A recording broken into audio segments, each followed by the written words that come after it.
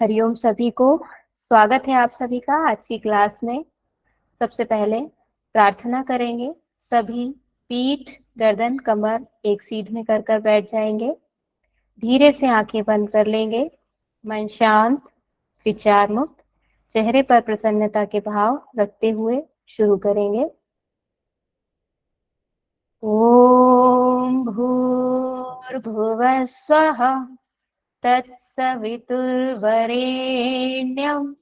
भर्गो देवस्य धीमहि धियो यो नः प्रचोदयात्।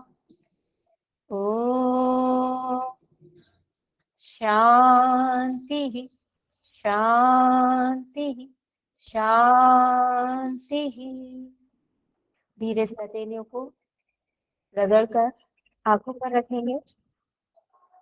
हाथ हटाकर आज की क्लास को आगे बढ़ाएंगे।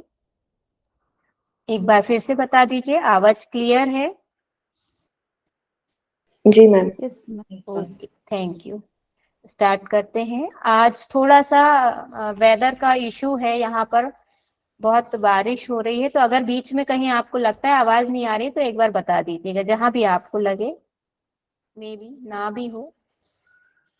स्टार्ट करते हैं आज का हम सेशन। कई लोग जो YouTube पे डायरेक्ट वीडियो देखते हैं, क्लास अटेंड नहीं कर पाते हैं, या जो क्लास से जुड़े हुए ही नहीं है।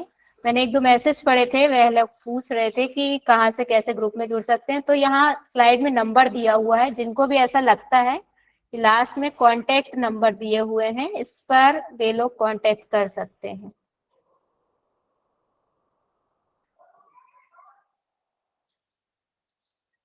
हम वैदिक कालीन शिक्षा प्रणाली पढ़ चुके हैं। फर्स्ट टॉपिक में ही हमारे वैदिक कालीन शिक्षा प्रणाली, बौद्ध कालीन शिक्षा प्रणाली, और ये हो गया है हमारा, ये हो गया है, ये हो गया है। अब हमको क्या पढ़ना है? आधुनिक समय में हम प्रवेश करेंगे। आधुनिकता से क्या अर्थ है?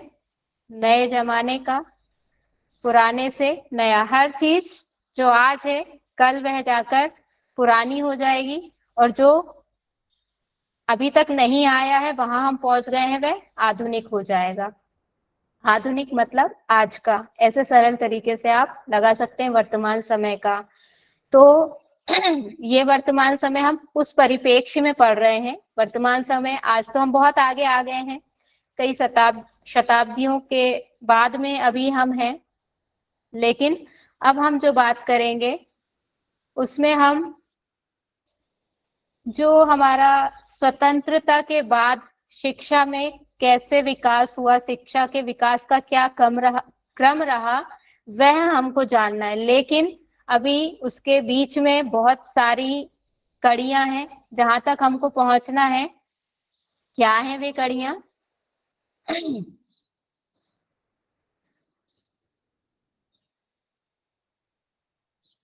यहां से हम आएंगे।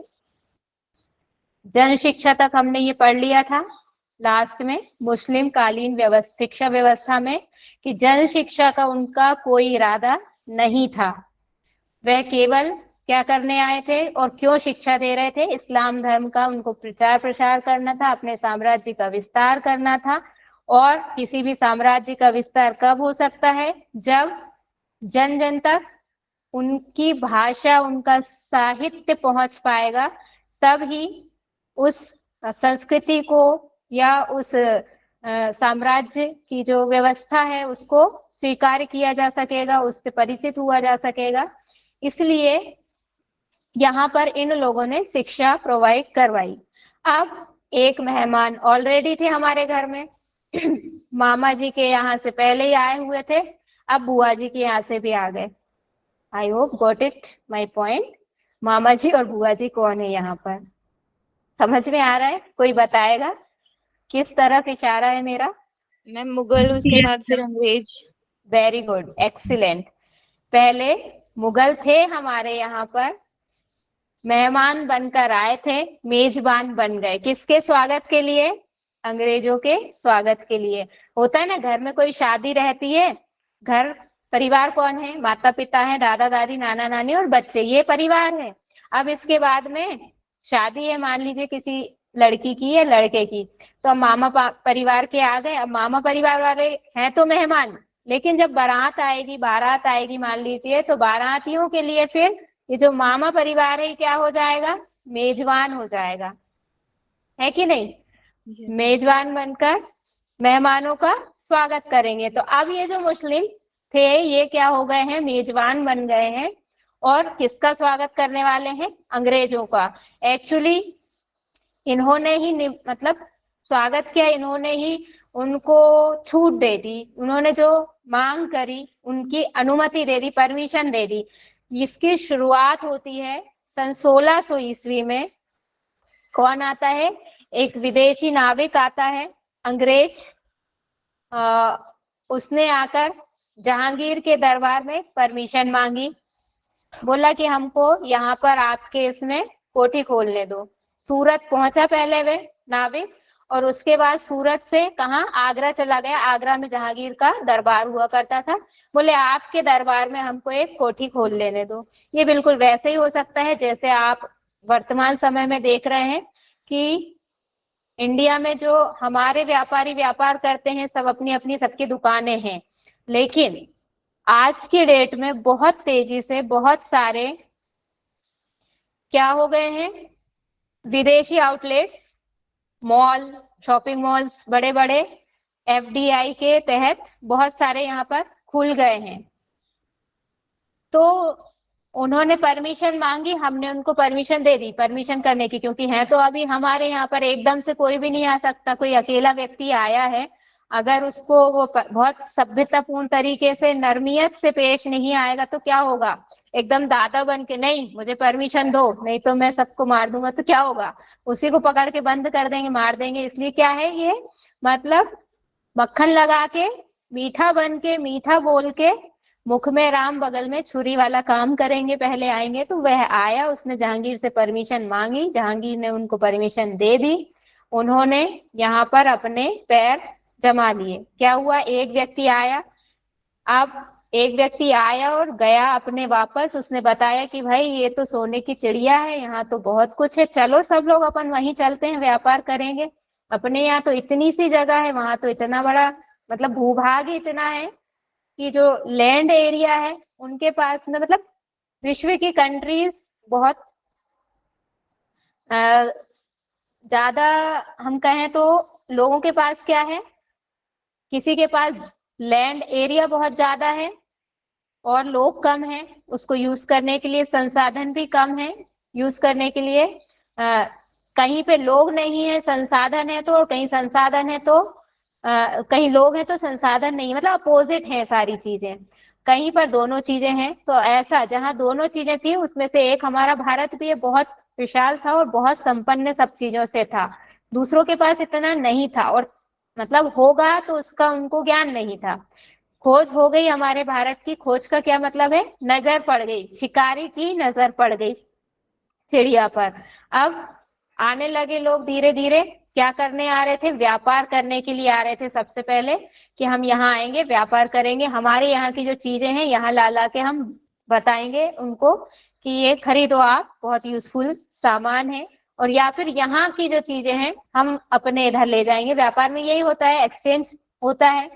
अब क्या हुआ? धीरे धीरे ये लोग आए, व्यापार करने थे, लेकिन उनको लगा यार यहीं पे रुक जाते हैं, सब कुछ इतना बढ़िया है, क्यों जाना यहाँ से, आना जाना बार बार करना। तो कुछ लोग यहीं पर रहने लगे। अब रहने लगे तो धीरे धीरे फिर वही है कि कुछ कोई किराएदार आया मकान में, धीरे धीरे उसने क्या किया कि अब मुझे, मतलब नीयत खराब हो गई, मैं मकान मालिक को ही घर से बाहर निकाल दूंगा। होता है कई जगह ऐसा, कई लोग करते हैं, मकान मालिक को ही घर से बाहर निकाल देंगे, हम तो यहीं रहेंगे। धीरे से पूरा अतिक्रमण कर लिया। तो पहले क्या होता था हमारे यहाँ पर, इंडियन जो पूरा साम्राज्य था, यानी जिसको भारत कहते हैं, उसमें राज्य हुआ करते थे। ये इतना एरिया ये वाले महाराज का है। जैसे आप एग्जांपल देख लें, अयोध्या एक अलग राज्य है, मिथिला एक अलग राज्य है राजा जनक जी का, राज्य है, राजा दशरथ जी का राज्य है। इस टाइप से अलग अलग राजाओं के अलग अलग राज्य हुआ करते थे। कोई एक यूनिवर्सल कोई थ्योरी नहीं थी कि पूरा भारत का कोई एक देखरेख करने वाला है, सब अपने आप बटे हुए थे। फिर ये जब आ गए थे, मतलब अरेबियन आ गए थे, जब मुस्लिम लोग आ गए थे, तो इन्होंने और भी इसका फायदा उठा लिया कि बंटवारा तो पहले ही से था। एक भाई को राजा के एक भाई को दूसरे भाई से मरवा कर उस पे अपन ने अधिकार कर लिया। अब यहाँ पर पहले ही इतना सब चल रहा था, अब कुछ राज्य क्या हो गए थे, कुछ राज्य मुस्लिम अधिकृत हो गए थे, कुछ राज्य हिंदू राजाओं के उसमें थे। तो कहीं तो वेदकालीन शिक्षा दी जा रही थी, कहीं पर मुस्लिम शिक्षा दी जा रही थी, कहीं कुछ बौद्ध शिक्षा दी जा रही थी। ऐसे करके सब खिचड़ी टाइप का चल रहा था, कुछ भी एक एक जैसा व्यवस्थित स्वरूप में कुछ नहीं था। अब ये लोग जब अंग्रेज लोग आए, अंग्रेज लोग हमेशा अपने आप को क्या समझते थे, सुपीरियर। भैया देखिए फिर से बोल रही हूँ, बहुत खुले दिमाग से बृहद हृदय रख के पढ़िए, फैक्ट हैं उन्हीं को पढ़ रहे हैं। आज के समय से वर्तमान परिस्थितियों से उनका कोई लेना देना नहीं है, वर्तमान लोगों से उनका कोई लेना देना नहीं है। उस समय के लोग थे, भले उनके बच्चे हैं आज आज वो यहाँ रह रहे हैं, बहुत अच्छे से रह रहे हैं। उनका उन बच्चों का उनके जो पूर्वज थे उस उन्होंने जो किया उससे कोई लेना देना नहीं है। तो हमको ब्रॉड प्रोस्पेक्टस में पढ़ना है सब चीजें।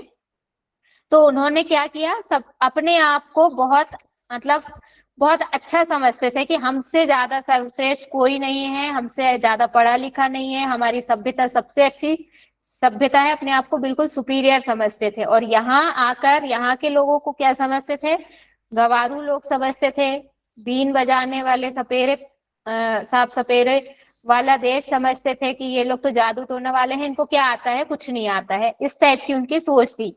लेकिन उनकी इच्छा क्या थी कि ये इस टाइप की सोच वालों के ऊपर हमको शासन करना है।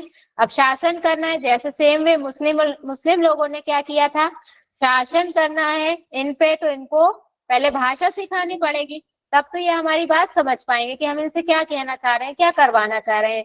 अब ऐसे ही पाश्चात्य लोग जो आए थे, अंग्रेज लोग जो आए थे, उनको भी पहली जरूरत क्या हुई, कन्वर्सेशन कैसे होगा। हाँ, divide and rule, very good. Conversation कैसे होगा, उसके लिए इनको भाषा सिखानी पड़ेगी। तो इसके लिए उन्होंने धीरे धीरे यहाँ पर कुछ व्यवस्थाएं करने की कोशिश करी। लेकिन पहले तो उनका पहला फोकस क्या था, हम यहाँ कुछ कर सकें इसके लिए हमारे पास पावर होनी चाहिए। तो लगभग ये 150 से 200 मतलब 100 से 150 वर्षों तक इनका पहले क्या रहा कि हम पहले शासन में अपना अधिकार जमा लें, मतलब जो किसी राजा के उसमें है उसको हम कैप्चर कर लें, वहां हमारा शासन हो जाए। वो राजा क्या रहे, सिर्फ एक प्रतिनिधि के रूप में रहे, कठपुतली टाइप में रहे, जो हम कहें करे वह देखने को रहेगा कि ये है शासक, ये है, लेकिन नाचेगा वह हमारे इशारे पर। तो ऐसा, और ऐसे कैसे करते थे, लालच देकर, दाना, चिड़िया को कैसे फंसाया जाता है, दाना डालकर कि आप हम हमारे लिए ये करिए, हमारी बात मानिए, या हमको ये इतना आप ऐसा दीजिए, हम आपको हमारे यहाँ की विदेशी वस्तुएं ला ला के देंगे, हम आपको ये कर देंगे, या थोड़ा सा लालच ये दे दिए कि हम जनता की भलाई के लिए ऐसा ऐसा काम करेंगे, जनता को हम बहुत नॉलेज वाली चीजें बताएंगे। इस टाइप की उनकी लालच देकर राजाओं को फंसा लेते थे। जो नहीं थे उन्हें युद्ध करके, लड़ाई करके हरा दिया जाता था। तो इस टाइप से ये सब। ओके, कौन, क्विज क्विज का मैसेज किसने डाला है ये, एक मिनट तक चेक कर लेती हूँ। अच्छा अच्छा, ठीक है sir, okay sir, it's okay sir, can I continue, okay okay okay. तो पहले इनका प्रयास क्या था कि पहले हम अधिकृत कर लें, जितना ज्यादा लैंड एरिया हम कवर कर सकते हैं, जितने राजाओं के राज्यों को हम हड़प सकते हैं हड़प लें, ये इनका पहला फोकस था। दूसरा, अपना व्यापार यहाँ पर स्थापित कर लें, ज्यादा से ज्यादा हमारे लोगों, मतलब यहाँ पर हमारे लोगों का वर्चस्व हो जाए, प्रभावशाली रूप से हमारा व्यापार यहाँ पर सेटल हो जाए। तो तब तक इन्होंने यहाँ पर शिक्षा के बारे में कोई बात नहीं करी। लेकिन जो विदेश में, इंग्लैंड में लगातार डिमांड हो रही थी कि जब हमारे लोग वहां पर जा ही चुके हैं, काम भी कर रहे हैं, व्यापार भी कर रहे हैं, शासन भी कर रहे हैं, तो हमको हमारी जो ईसाई धर्म की शिक्षा है, ईसाई धर्म का प्रचार प्रसार भी वहां पर करना चाहिए। परमिशन इनको नहीं मिली, बिल्कुल नहीं मिलती रही इनको।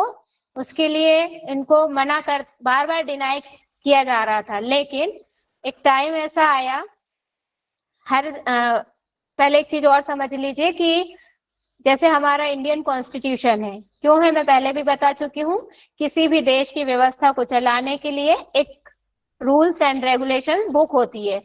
कोई भी संस्था हो, हमारी MDYA कोई मान लीजिए चलाने के लिए एक रूल्स एंड रेगुलेशन की बुक है कि भाई ये टीचर के लिए रूल्स है, ये स्टूडेंट्स के लिए रूल्स है, तो उन रूल्स को फॉलो करना पड़ेगा। जो नहीं करेंगे फॉलो उनको हटा दिया जाएगा या उनके लिए कुछ ना कुछ दंड का प्रावधान रहेगा। ऐसे ही जो इंग्लैंड में रूल्स एंड रेगुलेशंस चल रहे हैं, वहां की जो गवर्नमेंट के रूल्स एंड रेगुलेशंस हैं, पॉलिसीज हैं, उसी के परमिशन पर यहाँ पर उनको व्यापार करने के लिए भेजा गया लोगों को, और उन्होंने यहाँ पर उन्हीं के रूल्स एंड रेगुलेशन की क्राइटेरिया में, मार्जिन में यहाँ पर अपना व्यापार और व्यवसाय किया। वहीं से जैसा इनको मार्गदर्शन मिलता रहा, डायरेक्शन मिलता रहा, वैसे यहाँ पर ये प्रैक्टिकली उसको एग्जीक्यूट करते रहे। एक समय ऐसा आया 1813 में, मतलब अब इनको क्या बोला जाता है, इनके जो रूल्स एंड रेगुलेशंस रहते हैं उसके लिए इनको चार्टर्ड एक्ट ये बनाकर भेजते थे। जैसे हमारे यहाँ पर अधिनियम होते हैं, एक्ट होते हैं, वैसे ये लोग भी बनाकर इंडिया के लिए चार्टर्ड एक्ट भेजते थे। हर 20 साल में वो रिन्यूवेट होकर आता था, नया आता था, यानी उसका टाइम पीरियड होता था 20 ईयर्स में। वो लोग जो उनको चेंजेस करने रहते थे, पुराने वाले में कुछ सुधार करना है या उनको आगे बढ़ाना है, वो 20 ईयर में उसको फॉलो करते थे।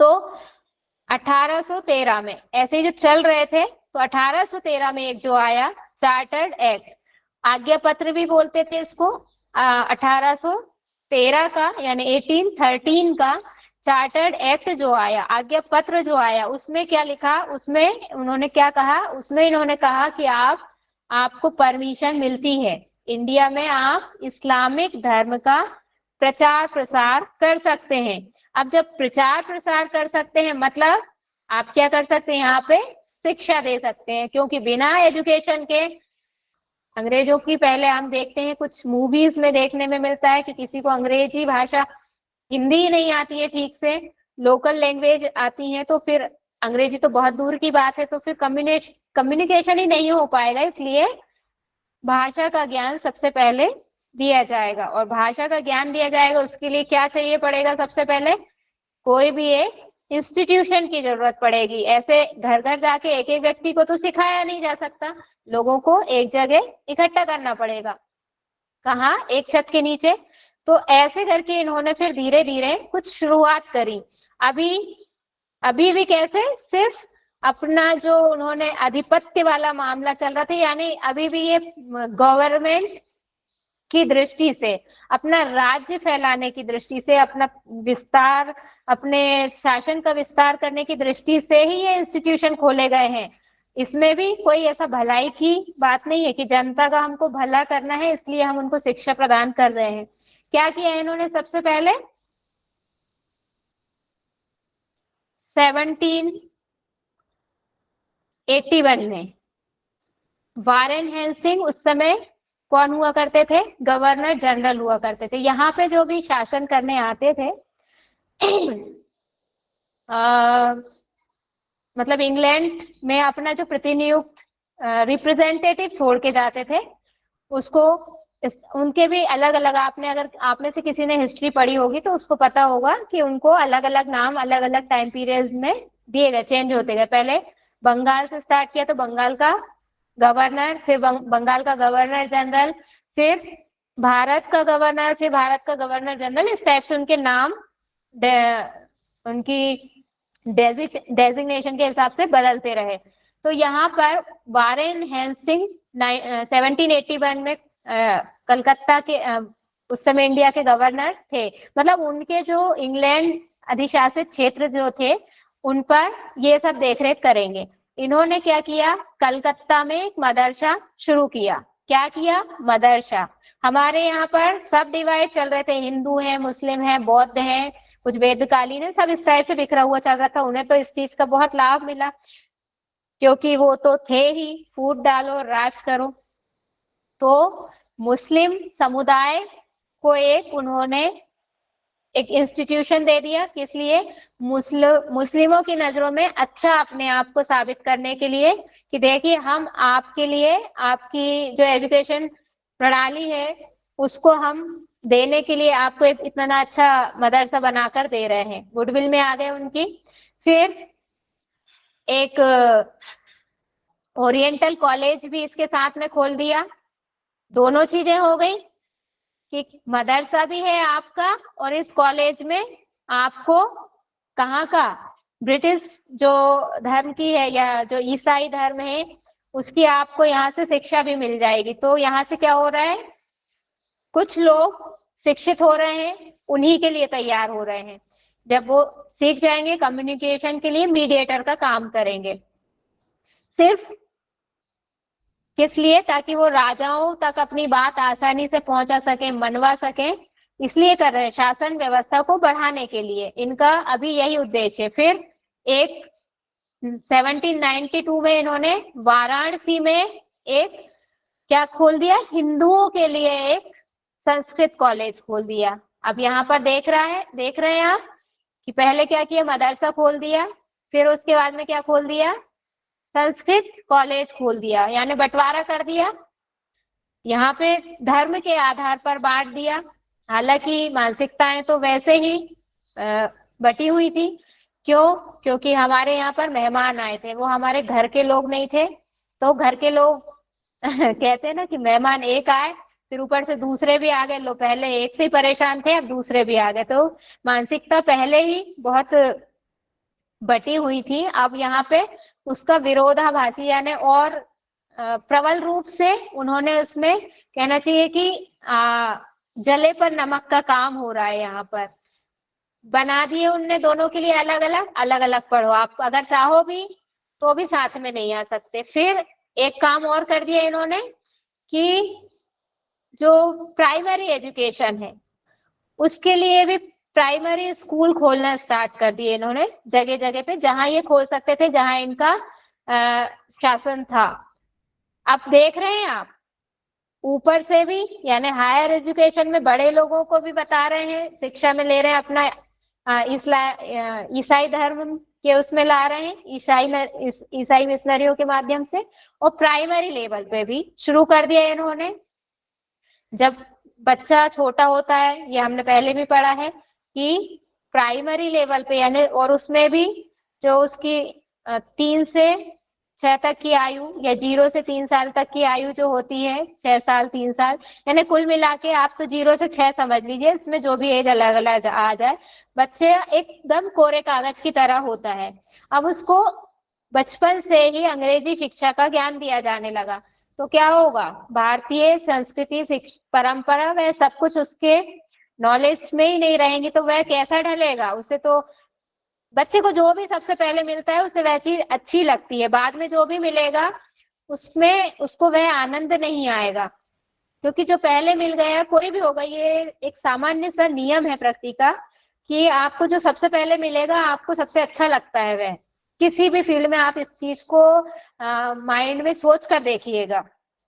तो बच्चों को इंग्लिश कल्चर मिल रहा है तो हिंदी कल्चर से दूर हो जाएंगे और धीरे धीरे किसकी तरफ झुकाव होगा उनका, ईसाई धर्म की तरफ झुकाव होगा, ईसाई मिशनरियों की तरफ झुकाव ज्यादा होगा। और फिर आगे जाके वह दूसरे लोगों को भी इसकी तरफ लेकर आने का पूरा प्रयास करेंगे।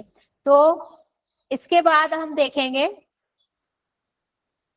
स्वतंत्रता के पूर्व भारत में शिक्षा का विकास क्रम कैसा। अब ये एक बीच की कड़ी हमको देखना पड़ेगी।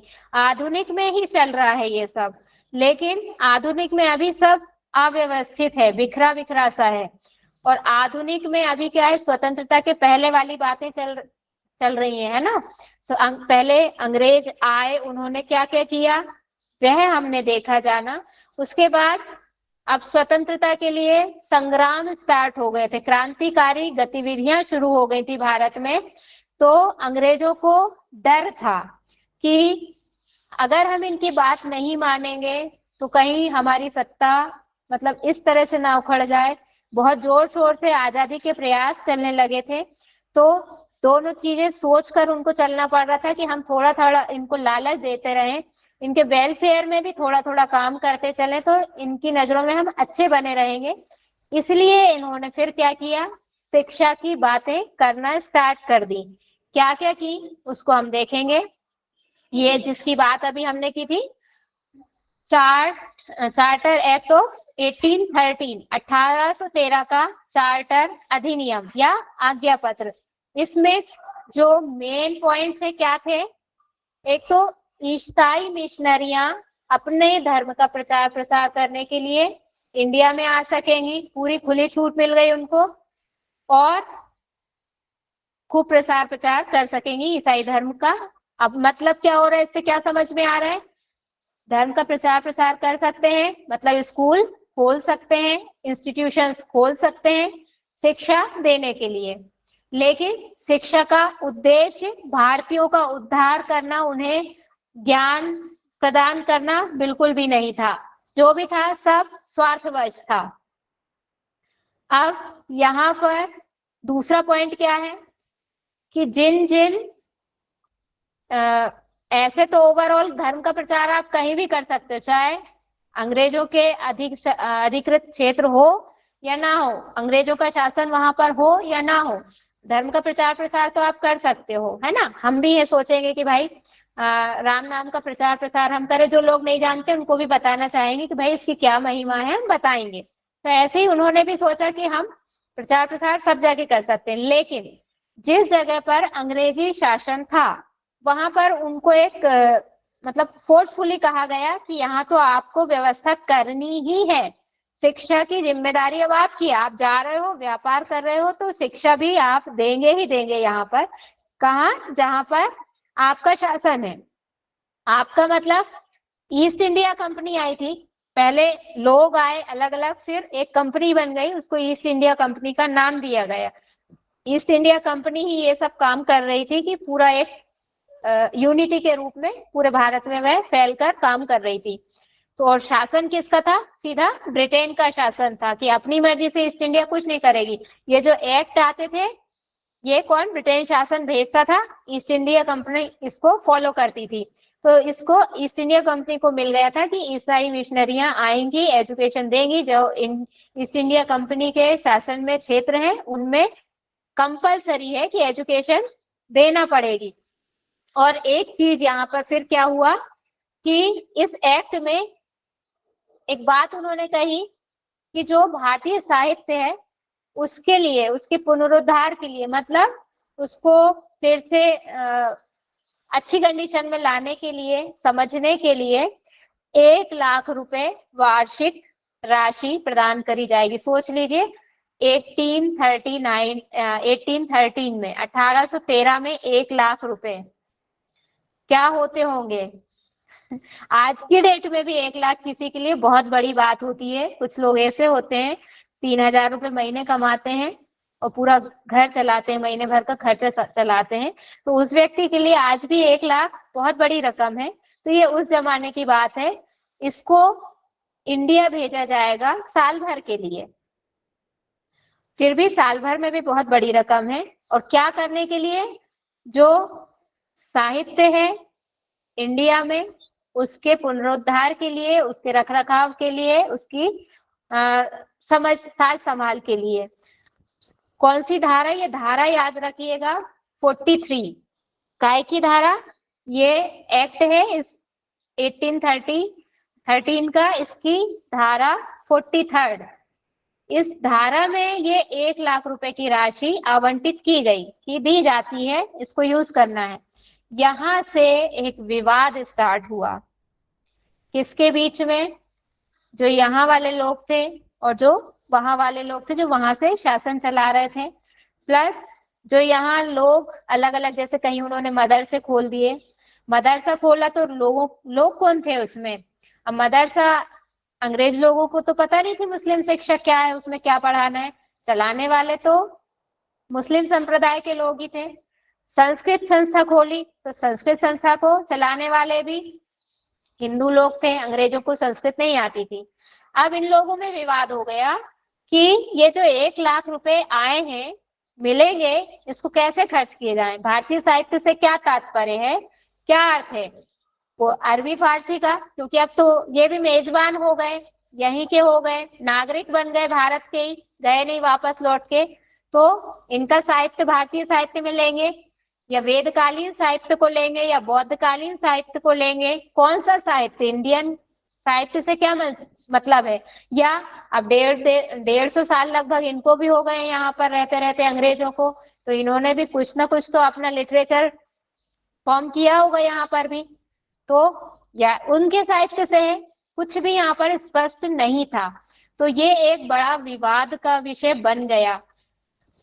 अब इस विवाद में क्या अलग अलग मत चल रहे थे, उससे पहले इसकी जो दोष थे, पूरे दोषों को हम देख लेते हैं।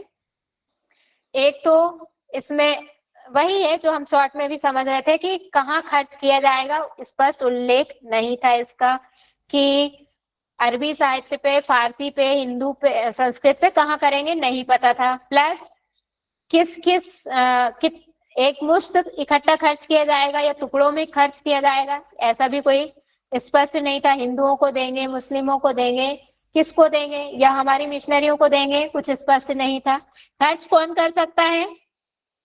ईस्ट इंडिया कंपनी खर्च कर सकती है, कोई ऐसा तो नहीं है कि जो संस्थाएं अलग अलग इन्होंने खोल दी है उनके पास कोई अधिकार नहीं है।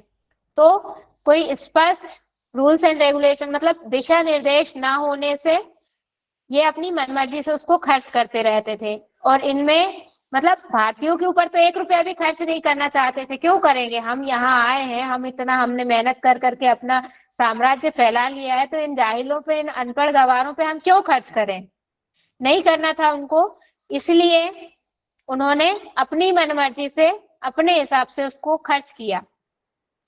और भाषा क्या मतलब अगर हम नया साहित्य और विकास करें उसका, तो उसका भाषा क्या रखें। मान लो अनुवाद करते हैं तो किस भाषा में करेंगे, उसका भी कोई स्पष्ट इनको दिशा निर्देश नहीं था कि भाई हिंदी का, संस्कृत का कोई साहित्य है, वेद है कोई, तो उसको उर्दू में कन्वर्ट करना है, फारसी में करना है कन्वर्ट, या इंग्लिश में करना है, ऐसा भी कोई स्पष्ट उनको बताया नहीं गया था इस आज्ञा पत्र में। तो इससे एक प्राच्य पाश्चात्य विवाद। अब यहाँ प्राच्य से क्या मतलब है, जो एंशिएंट वैदिक कालीन या जो भारतीय लिटरेचर चल रहा है पहले से, वह प्राच्य में आ जाएगा, यानी जो पूर्व में लोग रह रहे हैं। पूर्व और पश्चिम आप समझते हैं कि जो पूर्व साइड में लोकेटेड कंट्रीज हैं उनको पूर्व कंट्रीज कहा जाता है, पूर्वी देश। और जो वर्ल्ड में है ना, वर्ल्ड मैप में जो वेस्ट में है उन सबको पश्चिमी देश कहा जाता है। तो ये जो यूरोपियन आए थे, यूरोपियन कहाँ से, पश्चिम से आए थे, तो यूरोपियन के और इंडियन के बीच में, इंडिया हमारा कहाँ है, पूर्व में है, इन लोगों के बीच में क्या छिड़ गया, एक विवाद छिड़ गया। कैसा विवाद था, उसमें 4 ग्रुप थे, इसको हम डायग्राम के माध्यम से समझेंगे।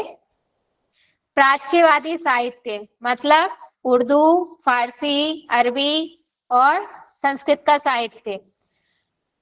पाश्चात्य साहित्य मतलब जो अंग्रेजी का ज्ञान विज्ञान है। ऐसे करके ये 2 मेन डिवाइडेशन के आधार हैं। अब इसमें भी 2 तरह के इसमें हैं और 2 तरह, यानी कुछ भारतीय ये चाहते हैं कि भारतीयों को जो इंडियन कल्चर है, इंडियन साहित्य है, उसमें सब आ जाएंगे, है ना, जितना भी अभी तक का है, उर्दू, फारसी, अरबी सब मिला लिया हमने, उसमें वह सब आ जाएगा। और हमारा जो संस्कृत साहित्य है वह तो है ही है कि उसकी ही शिक्षा इनको दी जाए। कुछ लोग, भारत के लोग ऐसा मान रहे थे, कुछ ब्रिटिश नागरिक भी ऐसा मान रहे थे कि जो भारत के लोग हैं उनको भारतीय शिक्षा ही दी जाए। इनकी सोच का आधार क्या था? भारत के लोग ऐसा क्यों बोल रहे थे कि भारत का ज्ञान दिया जाए, भारतीय शिक्षा ही इनको दी जाए, ताकि भारतीय संस्कृति बची रहे। क्या होगा, नहीं तो हम अंग्रेजी अंग्रेजी वैसे ही आधा तो कचरा हो गया, एक हमने दूसरा अलग ही इस्लामिक लेकर हमने आधा तो बंटवारा वैसे ही कर दिया, कुछ ना कुछ क्षति तो हो ही गई है, नुकसान हो ही गया है बहुत बड़े स्तर पर। अब हम अगर अंग्रेजों का भी लाभ देंगे, पूरा अंग्रेजी साहित्य ही पढ़ाने लगेंगे, तो क्या होगा, इंडियन कल्चर बिल्कुल ही समाप्त हो जाएगा। जबकि हम देख रहे हैं कि जो संस्कृत है उसी को हम सारी लैंग्वेज की जननी मान सकते हैं, बहुत वहीं से निकल के सारी भाषाएं आती हैं। आज बहुत सारी ऐसी रिसर्च हो चुकी है जिनमें ये चीज समझ में आती है। फिर जो अंग्रेज लोग थे उनका क्या नजरिया था, क्यों वो कहते थे कि इनको इंडियन ही शिक्षा दी जाए? अगर हम इनको पढ़ा लिखा देंगे, एक तो ये है नहीं उस काबिल, हम इनको कितना भी पढ़ाएंगे समझ में नहीं आएगा। दूसरी चीज, अगर बाई चांस कुछ बुद्धिजीवी हैं जिनको अगर समझ में आ गया तो क्या होगा कि ये तो कल को हमसे ही लड़ने को तैयार हो जाएंगे, हमारी बातें समझने लगेंगे। अभी हम जो भी बात करते हैं उतना समझ नहीं पाते हैं, समझने लगेंगे, हमारा साहित्य पढ़ने लगेंगे।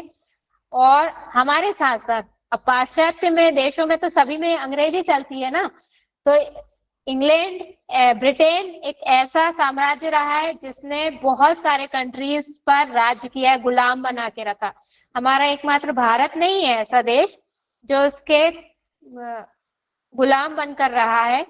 उनको बोलते हैं हम राष्ट्रमंडल के कॉमनवेल्थ कंट्रीज ने एक एसोसिएशन बनाया है जो जो ब्रिटिश साम्राज्य के अधीन गुलाम रहे थे। तो हमसे पहले जो आजाद हो चुके हैं, एक बहुत बड़ा एग्जाम्पल है अमेरिका। आपको बहुत सारे लोगों को पता होगा कि अमेरिका भी गुलाम था ब्रिटेन का। और अगर ये लोग पढ़ लिख गए तो ये अब हर कोई लिखता है अपना इतिहास, हमने देखा चंद्रवृदाई का इतिहास हमको मिलता है कहीं कहीं कि अपने राजा का वीर का शौर्य का बताते हैं कैसे कैसे हुआ, है ना। विरुदावली गाते थे राजा दशरथ जी के जमाने में, राजा जनक जी के जमाने में, जो सुबह सुबह 4-5 बजे से कि हमारे राजा की ये विशेषताएं हैं, इन्होंने इतने इतने युद्धों में विजय प्राप्त करी है। तो ये कब मतलब कहीं ना कहीं रहता है माइंड में, ये लिखा हुआ तो लोगों के सामने आता है ऐसे। तो जो अमेरिका के लोग आजाद हुए, कैसे कैसे उन्होंने आजादी प्राप्त करी, इसका भी कोई ना कोई प्रूफ उनमें लिटरेचर फॉर्म में है। क्या संघर्ष की कहानी है, हमारे भी आजादी के किस्से हमको आजादी की कहानियां मिलती है ना आजकल, हम उसको पढ़ते हैं। तो अगर ये लोग पढ़ गए तो वो पढ़ लेंगे और आजाद हो जाएंगे, ये तो उस चीज को अपना के। इसलिए ये इनका मत था कि इनको अंग्रेजी ज्ञान विज्ञान की शिक्षा ना दी जाए। फिर एक दूसरा गुट था जिसका मानना था, उसमें भी दोनों थे। कुछ भारतीय मानते थे कि भारतीयों को अंग्रेजी ज्ञान विज्ञान की शिक्षा दी जानी चाहिए। क्यों दी जानी चाहिए? ताकि ये आधुनिक ज्ञान से परिचित हो सके। और वही जो अंग्रेजों का डर था कि भाई ये पढ़ लिख जाएंगे तो मतलब हमसे छूट जाएंगे गुलामी, ये मतलब विरोध करने लगेंगे हमारा। तो कुछ जो उस समय के दूरदृष्टितावादी लोग थे, दूर की सोचने वाले थे, उनका ये नजरिया था कि इनको दी जानी चाहिए ताकि इनकी एक उनके लेवल की समझ डेवलप हो सके। इनमें एक नाम यहाँ पर लिखा नहीं है, आप नोट कर लीजिए कॉपी में, राजा राम मोहन राय। पाश्चात्यवादी साहित्य के समर्थक थे कि मतलब राजा राम मोहन राय ऐसे व्यक्ति थे कि जो कहते थे कि भारतीयों को अंग्रेजी या ब्रिटिश या ईसाई धर्म की शिक्षा दी जाए, अंग्रेजी ज्ञान विज्ञान की शिक्षा दी जानी चाहिए। ये नाम इसलिए नोट कर लीजिए, क्वेश्चन आ जाता है कई बार या आ सकता है। फिर कुछ अंग्रेज लोग भी थे जो ये चाहते थे कि भारतीयों को अंग्रेजी शिक्षा दी जाए। इनका क्या मानना था, इनको ऐसा लगता था कि कोई ना कोई व्यक्ति तो चाहिए ना, अब हमारी बात ये समझेंगे नहीं तो हम इनको नॉलेज देंगे, अंग्रेजी भाषा सिखा देंगे, तो द्विभाषीय के रूप में, ट्रांसलेटर के रूप में ये काम करने के लिए तैयार हो जाएंगे, हमारे व्यक्ति के रूप में ये तैयार हो जाएंगे। तो ये विवाद चलता रहा लंबे समय तक। कब तक? जब तक कि अगला कितने साल में आता है, अभी हमने पढ़ा था चार्टर्ड एक्ट कितने साल में रिपीट 20 होता है, बताइए? साल में। 20 साल में। वेरी वेरी गुड, 20 साल में रिपीट होता है। तो अगला जब तक नहीं आया तब तक ये विवाद चलता रहा। क्यों? क्योंकि ये मनमर्जी से पैसा अपना खर्च करते रहे, कुछ भी डिसाइड नहीं था, कुछ भी क्लियर नहीं था इसमें। टाइम का भी हमको ध्यान रखना है। टाइम कितना हो चुका है? अभी है 2-5 मिनट में हम इसको बस इतना ही कंक्लूड करते हैं, इसके आगे कल पढ़ेंगे हम। ये समझ में आ गए? इतना क्लियर है यहाँ तक का? कोई डाउट है इसमें किसी को?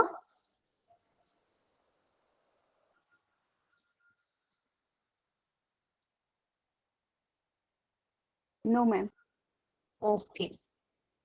हाँ, वो मुझे स्क्रीन पे पता नहीं चल पाता है ना, स्क्रीन।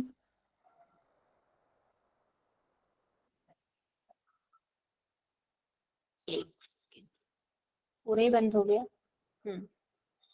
एक चीज और बस हम देख लेते हैं, इसके बाद की इंपॉर्टेंट है।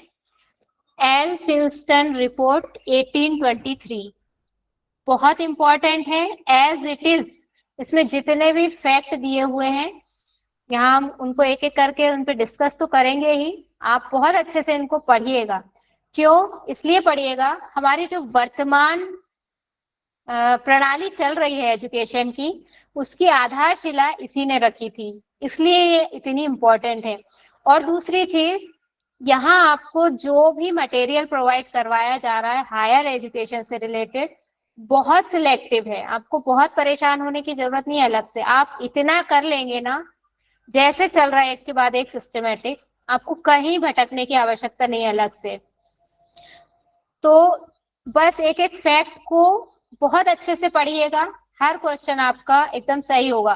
क्वेश्चन कैसे सॉल्व करने, क्वेश्चन कैसे आते हैं, इसके लिए बताई दिया तरीका प्रैक्टिस करना पड़ेगी, और फैक्ट आपको यहाँ से मिल जाएंगे। तो इसमें सबसे पहले हम क्या देखेंगे कि 1823 में कौन थे? पेन चालू हो गया, एक सेकंड, हाइलाइटर चाहिए। 1833 में माउंट स्टुअर्ट एल्फिंस्टीन, ये इन्होंने एक रिपोर्ट तैयार करी। इस रिपोर्ट में क्या कहा गया कि मतलब जो जो इन्होंने रिकमेंडेशन की, तो वहां से भारतीय शिक्षा प्रणाली को, वर्तमान शिक्षा प्रणाली को एक नई दिशा मिल गई कि भाई हर चीज सिस्टमेटिक होनी चाहिए। अभी हम देख रहे हैं ना कि कहीं प्राइमरी एजुकेशन मदरसों में दी जा रही है, कहीं घर पे दी जा रही है, कहीं पर मठों में दी जा रही है, सब कुछ बिखरा हुआ है। कहीं बच्चों को एजुकेशन मिल रही है, मतलब एक पॉपुलेशन को मिल रही है, और कुछ पॉपुलेशन ऐसी है जिसको मिल ही नहीं रही है। तो कुछ लोग एजुकेशन को प्राप्त कर पा रहे हैं, कुछ लोग नहीं प्राप्त कर पा रहे हैं। और ये हम डायरेक्ट इस पे आ गए। अभी तक हमने क्या देखा था? इन लोगों का उद्देश्य कुछ ऐसा नहीं था कि इंडियन जो लोग हैं उनका कोई भला करना है, या उनको कुछ भी बहुत उनके उद्धार की बात करना है, ऐसा कुछ भी थॉट नहीं था। लेकिन जो लोग पहले से रह रहे हैं, मान लीजिए अब 100-150 साल इनको रहते हुए हो गए हैं यहाँ पर, तो कुछ लोग ऐसे हैं ना कि जुड़ाव हो जाता है रहते रहते, कहीं से अपना ही घर समझने लगते हैं, तो पॉजिटिव वे में भी कुछ इंसान की सोच और समझ हो जाती है। तो कुछ इस टाइप के लोग जो थे, उनका हृदय इस प्रकार का था, वो उनकी सोच इस प्रकार की थी कि नहीं, अब यहाँ के लोगों के लिए कुछ अच्छा काम भी करना चाहिए। दूसरा, अच्छा काम करने का एक कारण ये भी है कि संघर्ष का काल चल रहा है, भागने की नौबत आ रही है वापस बोरिया बिस्तर लपेटकर। क्यों? क्योंकि पूरे जोर शोर से डिमांड चल रही है, आजादी आजादी आजादी। तो ये कुछ कारण थे, इसलिए यहाँ पर इतने अच्छे लेवल पर एक सुव्यवस्थित ढांचा तैयार करने की तैयारी की जा रही है। इस रिपोर्ट में अंग्रेजी और यूरोपीय विज्ञान को पढ़ाने के लिए स्कूलों की स्थापना की आवश्यकता पर बल दिया गया। मतलब क्या विचार आया यहाँ से? मदरसे छोड़ो, मठ छोड़ो, एक सबके लिए, हर एक के लिए, सब बच्चों के लिए यहाँ पे क्या आ जाएगा? स्कूल आ जाएगा। एक ऐसी संस्था जहां सारे बच्चे पढ़ सकते हैं। फिर इसमें परीक्षा अधिकारियों की नियुक्ति, ये बहुत इंपॉर्टेंट पॉइंट है, इसको याद रखिएगा। ऐसा पूछा जा सकता है कि कौन सा एक्ट था या कौन सी रिपोर्ट थी जिसमें जिला परीक्षा अधिकारियों की नियुक्ति की बात की गई, स्कूल पर्यवेक्षकों की बात की गई, शिक्षकों के प्रशिक्षण की अनुशंसा की गई, मतलब कि टीचर्स को ट्रेनिंग दी जाए, और ऑब्जर्वेशन, सुपरवाइजर्स, पर्यवेक्षक मतलब सुपरवाइजर, सुपरवाइजर का क्या काम होता है? सबको देखने का, कि टीचर को सुपरवाइज करेंगे कि ये टीचर अपना काम ठीक से कर रहे हैं या नहीं कर रहे हैं। और जिला परीक्षा अधिकारी मतलब एक अधिकारी नियुक्त किया जाएगा जो डिस्ट्रिक्ट लेवल पर ये डिसाइड करेगा कि परीक्षा की जो भी उसको पूरी व्यवस्था बनानी है कि कहाँ कहाँ एग्जाम सेंटर होने चाहिए, कहाँ एग्जाम कितने कितने टीचर्स की ड्यूटी लगानी चाहिए, ये सारे मैनेजमेंट के लिए एक जिला परीक्षा अधिकारी की नियुक्ति और एक स्कूल पर्यवेक्षकों की। अब जिला अधिकारी जिला के लेवल पे एक ही होगा, तो अगर अलग अलग स्कूलों में देखना है कि सारे लोग ठीक से काम कर रहे हैं कि नहीं कर रहे हैं तो कैसे होगा? उसके लिए फिर एक उनके सिर पर एक व्यक्ति बिठाना पड़ेगा, उसी को यहाँ पर सुपरवाइजर या कहाँ चला गया कर्जन, ये है सुपरवाइजर या उसको क्या कहा गया? पर्यवेक्षक। फिर इसकी एक और इम्पोर्टेंट चीज क्या है?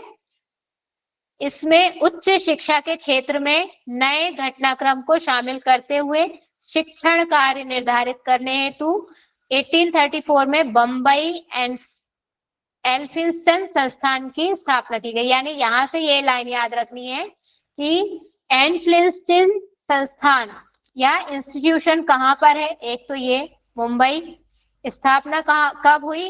1834। नए घटनाक्रम को शामिल करते हुए मतलब जो उस समय के हिसाब से, तात्कालीन सिचुएशन के हिसाब से क्या सबसे अच्छी व्यवस्थाएं होना चाहिए, उसके अकॉर्डिंग उनके ऊपर बात करने के लिए यहाँ पर इसकी स्थापना की गई। तो आपको सबसे खास तो इसका डेट, प्लेस और नाम याद रखना है। आई होप क्लियर होगा इतना। इसके आगे हम कल पढ़ेंगे। अभी हम लास्ट में कुछ डाउट्स ले लेंगे।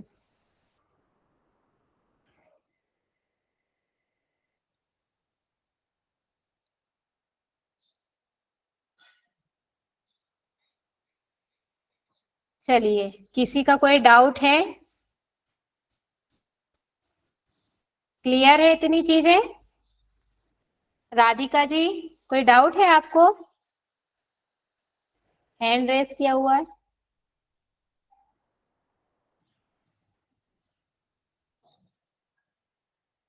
बताइए, मेरी आवाज आ रही है सभी तक? Yes ma'am. जी मैम। ओके, कोई डाउट नहीं है मतलब किसी को? चलिए, तो हम सबसे पहले शांति पाठ करते हैं, उसके बाद क्लास ओवर करेंगे रिकॉर्डिंग ऑफ करके। कौन आएगा आज शांति पाठ करवाने? हैंड रेस कर दीजिए। जी पूजा जी, आप करवाइए लाउडली और मतलब अच्छे से, है ना, सबको सुनाई दे स्पष्ट। Okay ma'am. तो कमर गर्दन सीधी, आंखें बंद। कुछ सेकंड्स के लिए रिकॉल कीजिए जो आज आपने पढ़ा है।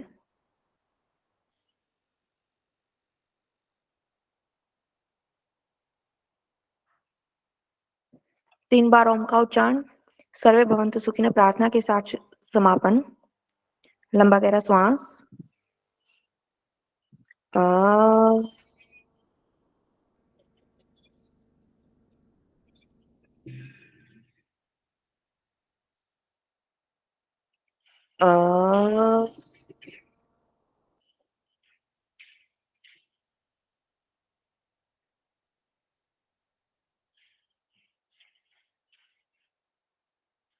अ,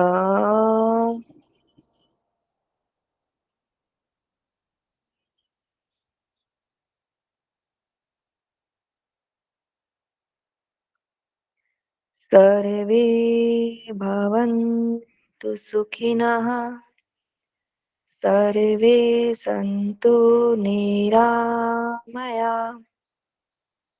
सर्वे भद्राणि पश्यन्तु, मा कश्चित् दुःखभाग् भवेत्। ॐ शांति शांति शांति। अपनी हथेलियों को रब कीजिए और धीरे से अपने चेहरे पर लगाएं और आंखों खोलें। हरिओम सभी को। थैंक यू सो मच, बहुत बढ़िया। चलिए अब अभी रुके रहेंगे आप लोग। मैम मैम मैम एक मिनट मैम, राजा राम मोहन राय का क्या बोले थे आप?